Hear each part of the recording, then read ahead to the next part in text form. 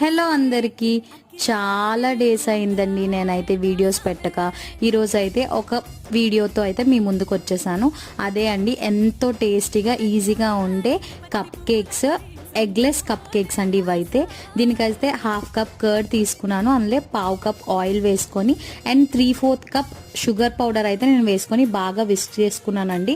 ఈ టెక్స్చర్ కొంచెం creamy texture వచ్చేసరికి మనం 1 cup maida and 1 table spoon baking powder, half table spoon baking soda వేసుకొని జల్లెడ పెట్టుకున్నాం. ఈ పౌడర్ని ఆల్రెడీ మనం క్రీమీ టెక్స్చర్లో వేసుకొని కొంచెం వెనిలా ఎసెన్స్ వేసుకొని బాగా మిక్స్ చేసుకున్నాను. కొంచెం టెక్స్చర్ నాకు కొంచెం థిక్గా అనిపించి కొంచెంగా మిల్క్ వేసుకొని కలుపుకున్నామండి.